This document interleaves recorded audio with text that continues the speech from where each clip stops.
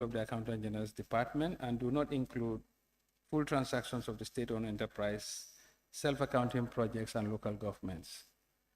These entities are audited separately by external auditors through the Office of the Auditor General. The financial statements comprise of the following: consolidated statement of cash receipts and payments following the IPSA, International Public Sector Accounting Standards, statement of revenue and expenditure, consolidated revenue fund, detailed revenue and expenditure comparison, accounting policies, and explanatory notes. The financial statements also contain additional information as required by Section 63 of the Public Finance Act 2014 and Part 2 of the cash basis of IPSAS. Basis of the preparation. Honorable Speaker, the financial statements have been prepared in accordance with the following legal and regulatory frameworks. 1. The 1997 Constitution, Public Finance Act 2014, Financial Regulations of 2016, International IPSAS cash basis. As you may be aware, there is a strong drive for the governments to adopt international best practice. Thus, the government of the Gambia adopted the International Public Sector Accounting Standard, otherwise known as IPSAS, as the basis for preparing its financial statements. The adoption of IPSAS is a necessary element in strengthening the governance framework and enhancing transparency.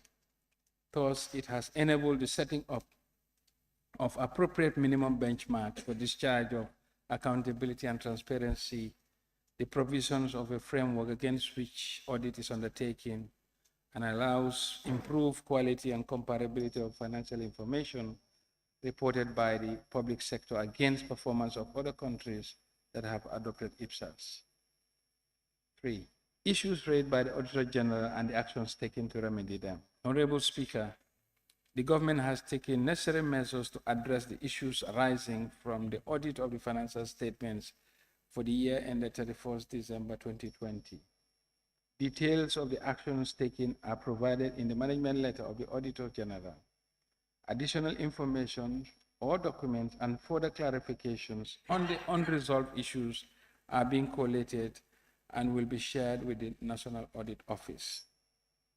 Continuous improvements in the preparation and audit of government financial statements.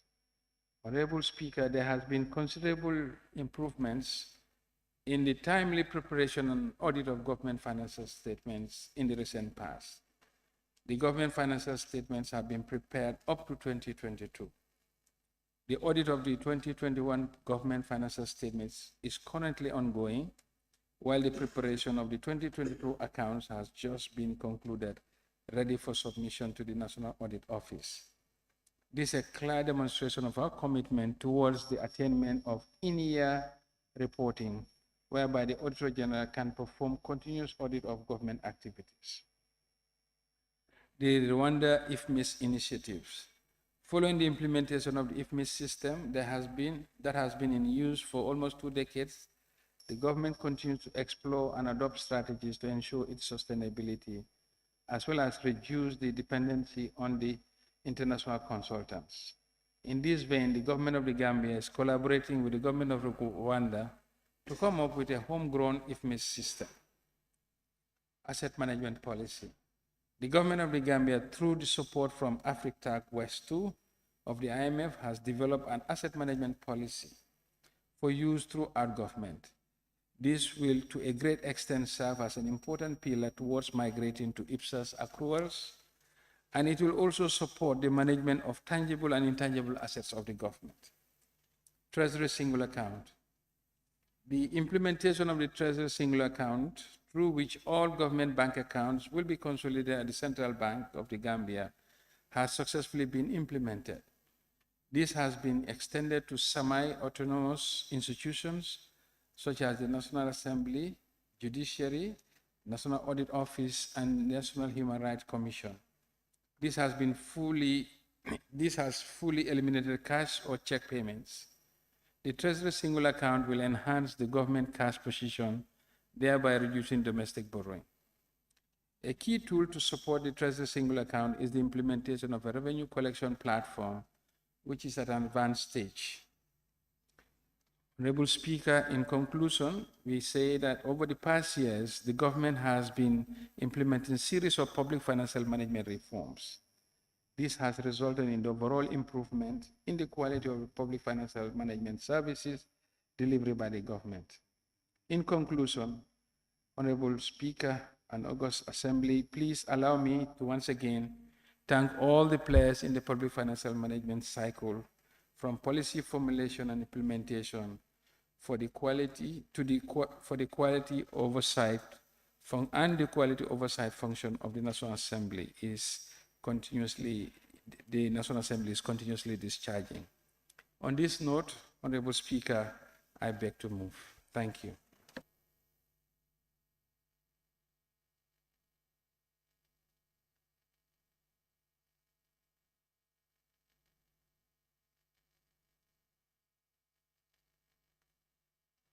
Thank you very much, Honorable Minister.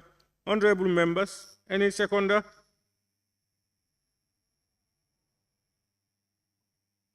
Yes, Honorable Member for Upper Nyomi. Honorable Speaker, thank you so much. I second the motion. Honorable members, it has been seconded, moved and seconded. The Auditor General's findings are a critical tool in upholding the principles of transparency, accountability, and good governance, which are the cornerstones of our parliamentary democratic system. The Auditor General's office plays a pivotal role in ensuring that public funds are utilized efficiently and in accordance with established regulations. The report, a product of meticulous examination and audit procedures, provides us with insights into the financial health of our government, revealing areas of success and areas that demand our immediate attention. I commend the Auditor General and his dedicated team for their unwavering commitment to conducting thorough and impartial audits. Their work is instrumental in fostering public trust and confidence in the governance stewardship of public resources. Honorable members, as you are aware, that this is an important report that requires thorough consideration by this Assembly. For that reason, and by convention of this Assembly, I will therefore kindly invite any honorable member to move a motion to commit the report to the relevant committee of the National Assembly for further consideration and report made thereupon. Any honorable member? The honorable member for Old Yundum. Thank you so much, Honorable Speaker. I rise to move that the report of the Auditor General for the financial statement of the government of the Gambia for year ended 31st December 2020 be referred to the committee of FPAC for further scrutiny. Thank you. Honorable members, any seconder? Honorable member for Central Badibu. I rise to second it. Honorable member, it has been moved and seconded that this August Assembly do commit the report of the Auditor General on the audited financial statements of the Central Government of the Gambia for the year ended 31st December 2020 to the Finance and Public Accounts Committee. Those in favor, please say aye. Those not in favor, please say no. The ayes have it. The report is therefore committed to FPAC. Honorable members of FPAC, I want to remind ourselves as we consider the findings presented in the Auditor General's report. Let us approach this task with a sense of duty and responsibility as usual. The recommendations and observations contained in the report serve as a roadmap for corrective measures and improvements in our financial management systems. It is therefore imperative that we, as representatives of the people, carefully examine the report, engage in constructive discussions, and collaborate to address any discrepancies or concerns highlighted by the Auditor General. This process underscores our commitment to ensuring that taxpayer funds are utilized judiciously and in the best interest of our citizens. I urge all honorable members of this Assembly to approach this task with the seriousness it deserves, recognizing the importance of the Auditor General's role in promoting fiscal responsibility and accountability. Let us work together to implement necessary reforms and safeguards, ensuring that our government operates with the highest standards of integrity. Honorable members, may our deliberations be guided by the principles of transparency, accountability, and the overarching goal of serving the best interests of the citizens we represent. I thank you all. Clerk, can we proceed? Motion. Section 152(1) of the 1997 Constitution and Standing Order 86(1), laying of the estimates of revenue and expenditure for the fiscal year 2024, 1st January to 31st December 2024, both dates inclusive, by the Honorable Minister for Finance and Economic Affairs. Honorable members, may I invite the Honorable Minister for Finance and Economic Affairs to table the estimates of revenue and expenditure of the Government of the Gambia for the period 1st January to 31st December 2024, both days inclusive. Honorable Minister. Thank you, Honorable Speaker. Honorable Speaker and members of the National Assembly, members of the press, staff of the Ministry of Finance, and particularly the Budget Directorate, I would like to submit for consideration and approval by the National Assembly the estimates of revenue, recurrent, and development expenditures for the Republic of the Gambia for the fiscal year 2024. Honorable Speaker, the legal basis for today's event, that is the tabling of the 2024 budget estimates before the National Assembly, is anchored on the 1997 Constitution and the Public Finance Act 2014. Section 152(1) amended of the 1997 Constitution of the Republic of the Gambia places an obligation on His Excellency the President to instruct the Minister of Finance and Economic Affairs to prepare and submit to the National Assembly at least 60 days before the end of each financial year the estimates of revenue and expenditures of the Gambia for the following year. The amendment will take effect in the 2025 fiscal year. Furthermore, Section 21(1) of the Public Finance Act equally requires the Minister to lay before the National Assembly the appropriation bill documents, and Section 24 of the same Act specify the contents of the appropriation bill documents. Consequently, these relevant documents are now incorporated in the 2024 estimates of revenues and expenditure. It is also worth to note that in the light of the foregoing, the Public Finance Act provides under Section 27 thereof for the National Assembly to appoint temporarily or permanently a core team of technical staff to assist in gathering information, making research and analysis on issues pertinent to its deliberation and resolution on the budget submitted by the Minister of Finance. Honorable Speaker, the Ministry of Finance and Economic Affairs is responsible for the overall coordination and formulation of the annual budget, in line with both the Constitution and the Public Finance Act 2014. The 2024 budget is anchored on the reduction of the overall fiscal deficit, including the gradual reduction of the net domestic borrowing as a percentage of the GDP over the medium term. For this reason, the Ministry intends to pursue rationalization of expenditures, improving domestic resource mobilization, and innovative non-debt revenue generating creating initiatives such as asset recycling program, restructuring the debt profile to reduce the burden of the debt, and focusing on concessional financing of infrastructure projects identified in the Green Recovery Focused National Development Plan, otherwise branded as HIRIWA. The NDP is now branded as HIRIWA to reflect the development that it will usher in upon its implementation.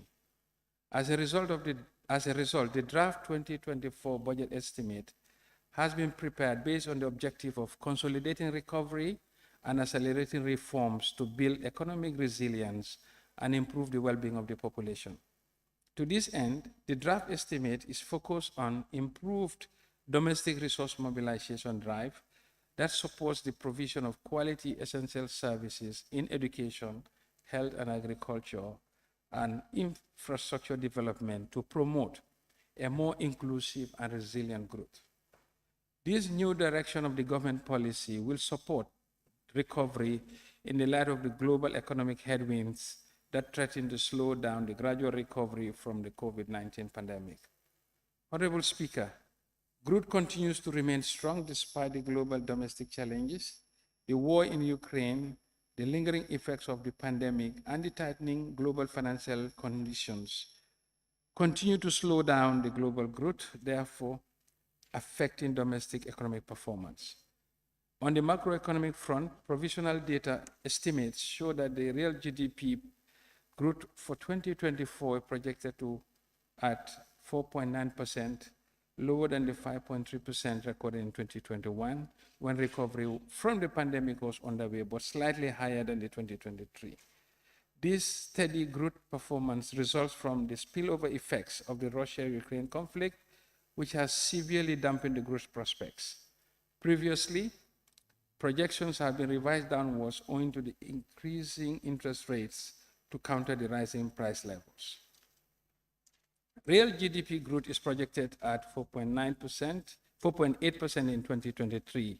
On sector-specific growth outlooks, agriculture is projected to continue on its growth path, reaching 8.3% in 2023 compared to 3.6% in 2022, primarily supported by crop production, fishing, and aquaculture. The growth prospect for the industry sector is estimated to increase to 7.4% in 2023 from 3% in 2022, mainly supported by electricity and construction. On the service sector, growth is expected to subdue at 2.5% in 2023, with rebound activities in tourism and wholesale and retail trade subsector. Tourism is expected to recover from the COVID-19 disruption by 2026, when the arrival of tourists is expected to reach pre-COVID arrival levels.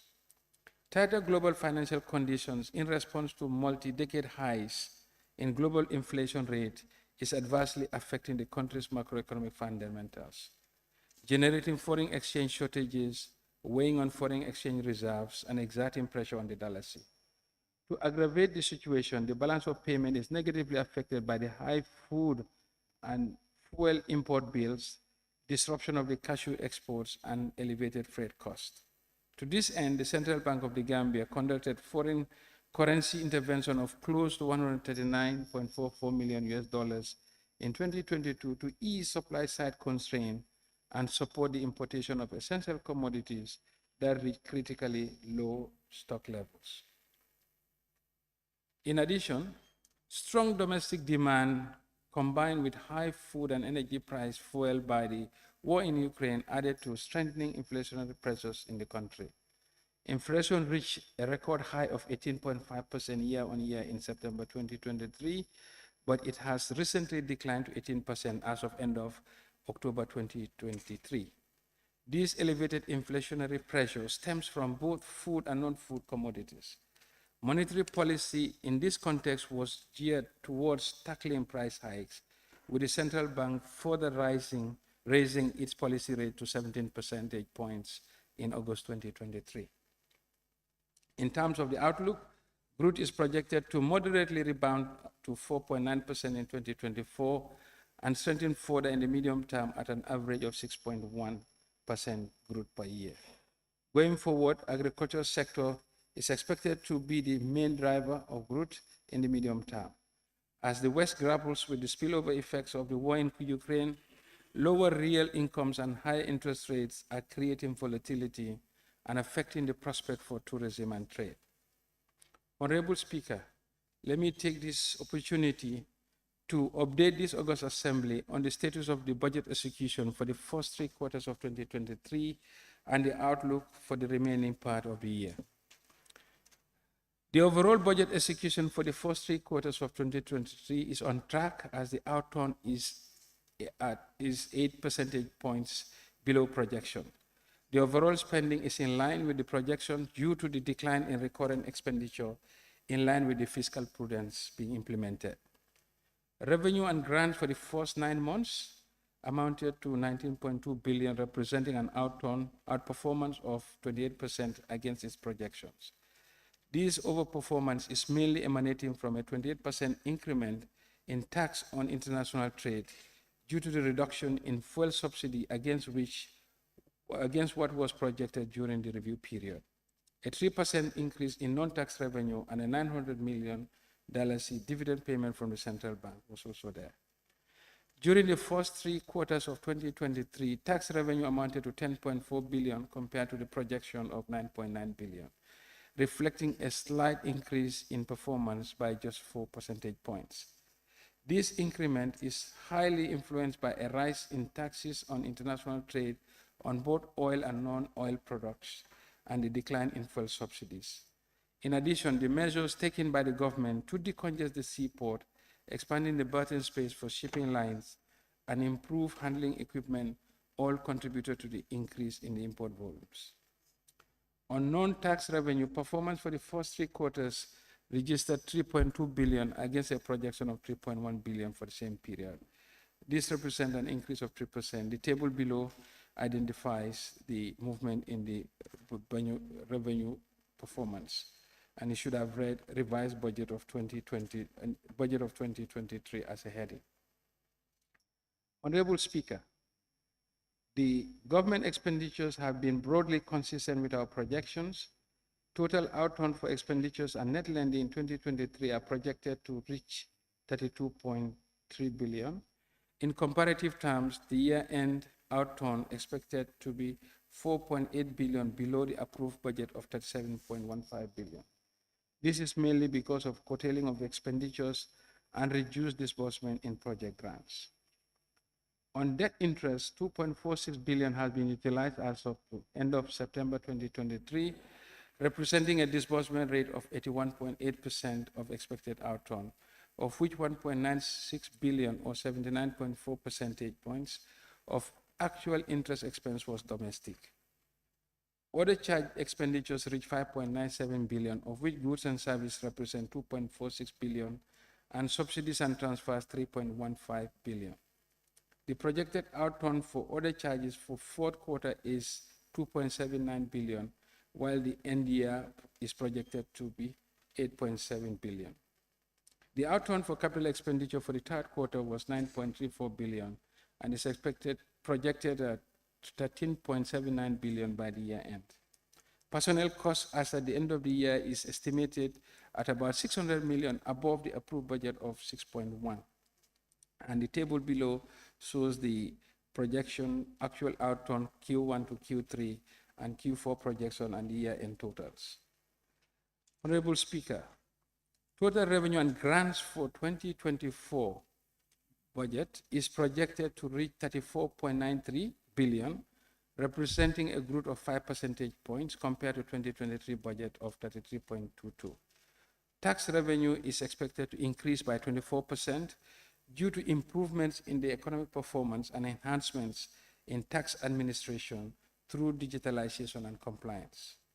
Furthermore, a tax expenditure policy to be adopted will also help to enhance revenue by reducing exemptions, increasing collection of third-party data, and improving tax compliance. There are also ongoing efforts to increase collection of corporate income tax of major contractors, particularly those benefiting from major government contracts in the construction sector and the PPP contracts. Preliminary engagements have begun and they are ready to regularize their tax obligations. In addition, the current scope for rental income tax collection will be enhanced by developing a comprehensive register of owners of residential and commercial properties in order to strengthen the tax compliance under this income tax category.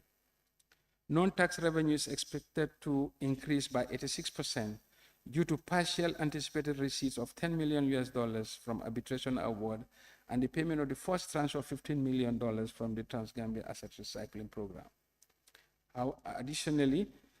However, an additional $500 million has been factored to cater for more revenues from non-tax revenue to reflect the enhanced domestic resource mobilization drive.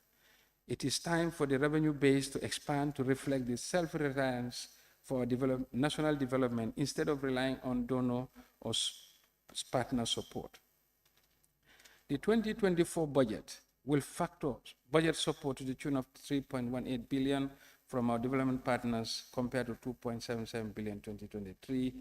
And the bulk of this support are expected to come from the World Bank, $25 million, EU, 14 million euros, African Development Bank, $7 million, Agence Française de Développement, 5 million euros. Project grants and disbursement is revised downwards by 34% to reflect the optimistic projections of 2023. This adjustment in project grants will help to match estimates as close as possible to the anticipated outcomes. The table gives the comparison of the budget of 2023 and the estimate for 2024 for revenues and their percentage movements. Honorable Speaker and members of the August National Assembly, please allow me to explain the proposed expenditures contained in the 2024 budget according to the broad classification of government expenditures. Total expenditures and net lending are projected to increase slightly by 6 percentage points, rising from $37.15 billion to $39.38 billion in 2024. This increase is mainly driven by increase in debt interest, which is projected to increase from $2.9 billion in 2023 to $5.9 billion in 2024, an increase of 76%. Personnel emoluments expenditures are also projected to increase from $6.1 billion, revised base value of $6.7 billion in 2023 to $7.43 in 2024. However, personnel emoluments have been revised in 2023 to take into account adequate adjustments relating to unplanned recruitments. Meanwhile, goods and services from the use of both donor and government resources is projected to be $9.84 billion in 2024, representing a 1% decrease compared to 2023. Similarly, capital expenditures are expected to decline by 12%. The decline in the budget for both goods and services and capital expenditures are associated with the decline in project grant disbursement from 2023 to 2024. This is mainly explained by the over-projection of project grants, which has been largely corrected for in 2024. The largest allocation of the expenditure budget, apart from the debt service, which consume about 26% of the expenditure budget, is to education. And the combined allocation to this sector, both the highest basic education, higher education, comprises more than 15% of the expenditure budget. This is necessary to invest in the human capital now, for the country, and for the country to take advantage of the demographic dividend of our youthful population. The infrastructure deficit of the country is huge, and hence this sector attracts the second largest share of the budget, while the health and agriculture follow closely. The thrust of the expenditure budget is to invest in the capital base of the economy, build resilience that is much needed in these turbulent times. Meanwhile, subsidies and transfers, which include subventions, are projected to increase by $599 million to $4.96 billion in 2024, compared to $4.3 billion approved for 2023. This increase is partly due to the increase in subvention for the GRA On the backdrop of anticipated higher revenue collections, Ministry of Health, hospitals, schools, GBOS for the national census, and the inclusion of new subventions to MCC Compact Coordination Office, Victims Commission, SOE Commissions. Input subsidies for fertilizer also increased by $100 million. Goods and services from domestically financed resources increased by 34% from 4.08 billion in 2023 to 5.48 billion in 2024.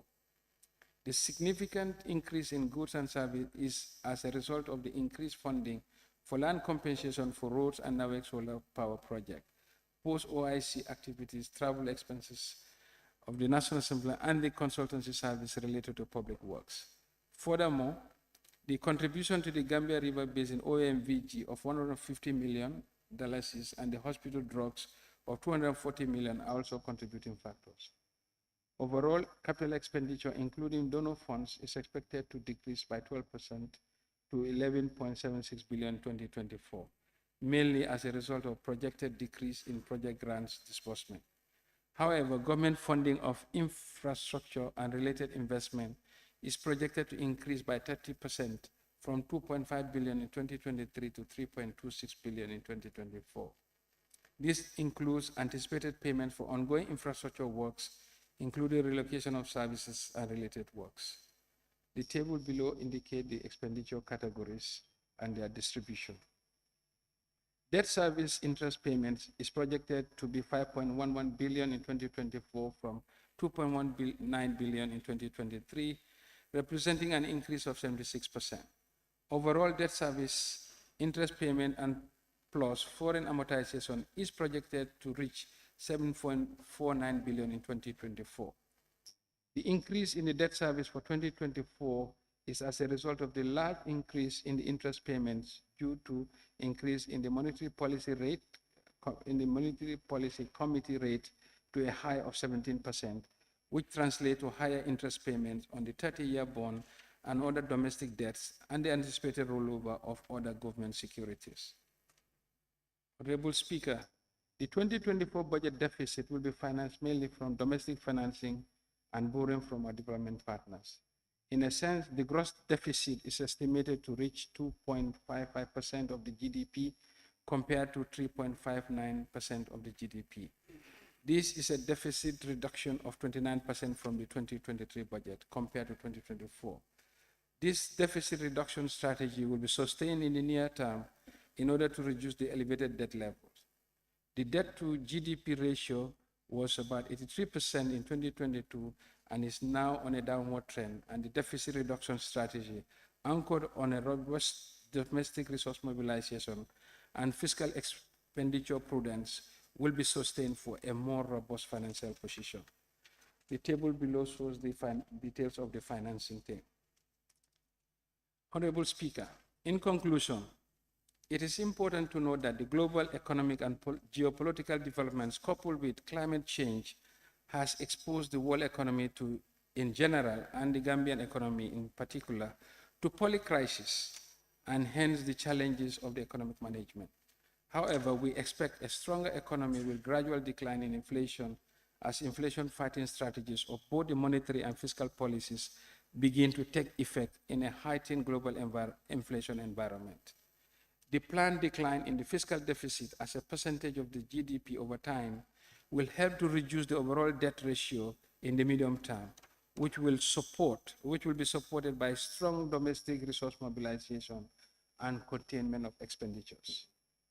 The reforms and enhanced public financial management environment will be embedded throughout the implementation of the budget to ensure that the development priorities of investing in human capital development and infrastructure are realized. On this note, I hereby submit the draft estimates of revenue and expenditure for the fiscal year 2024 for the consideration and approval of this August Assembly. Honorable Speaker, I beg to move. Thank you very much, Honorable Minister. Honorable members, any seconder? Honorable member for Old Yundum. Thank you so much, Honorable Speaker. I rise to second the motion. equally thank the Minister for Finance for tabling the estimates for the 2024 budget of the Republic of the Gambia. We thank you for tabling the budget, Honorable Minister, and I hope we'll do diligence to the budget during our debate. Thank you, Honorable Speaker. Thank you very much, Honorable Member, for all you do. Honorable members, the estimates of revenue and expenditure is an important document. This pivotal moment not only marks a significant event in the fiscal calendar, but also sets the course for economic trajectory of our nation. It sets out the macroeconomic variables of the country in relation to revenue and expenditure of the Gambia and the programs it intends to execute to improve the conditions of the lives of the citizens for the year under review. The tabling of the annual budget is a solemn duty that reflects the collective aspirations and responsibilities of our government. It is a comprehensive roadmap that outlines the financial priorities and strategies to address the needs and challenges facing our citizens. As custodians of public trust, we are entrusted with the task of allocating resources judiciously, ensuring that the budget reflects the values and priorities of our diverse populations. Our nation stands at a crucial juncture, facing both opportunities and challenges that demand a pragmatic, forward-looking approach. The annual budget serves as a tool to foster economic growth, social development, and environmental sustainability. It is a reflection of our commitment to providing essential services, investing in infrastructure, and fostering an environment conducive to innovation and progress. I commend the diligent efforts of the Finance Ministry and all stakeholders involved in the formulation of this budget.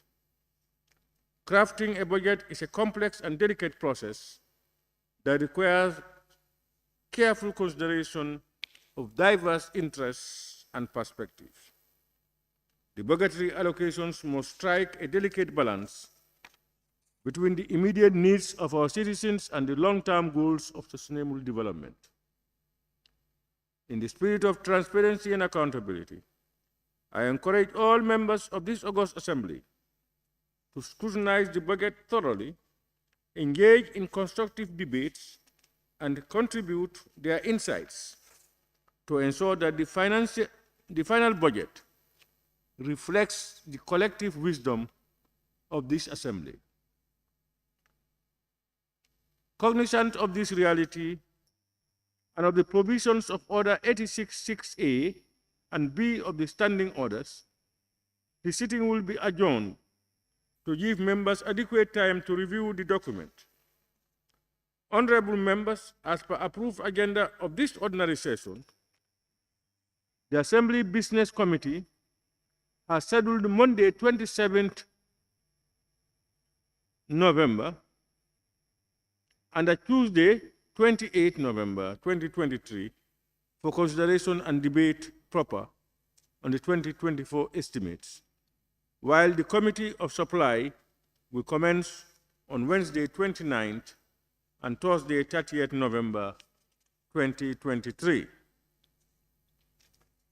Before putting the question, honorable members, I want to announce for the general information of members that the pre-budget training retreat is scheduled for the period from tomorrow, Saturday, 18th November to 20th November 2023 at Bakadaji Hotel in Kololi, along the Barton-Harding Highway. Accordingly, all honorable members are urged to take note of the scheduled dates for the retreat. The Office of the Clerk has sourced the services of various experts and technicians on budget analysis and training to help honorable members in their scrutiny role on the budget. Therefore, honorable members, it is important that we all attend this important retreat to enable us thoroughly scrutinize and digest this very important document. Honorable members, on that note, I now put the question. Be resolved that this August Assembly do stand adjourned until Monday, 27th November 2023. Those in favor, please say aye. Those not in favor, please say no. The ayes have it. The Assembly now stands adjourned until Monday, 27th November 2023 at 10 a.m. prompt.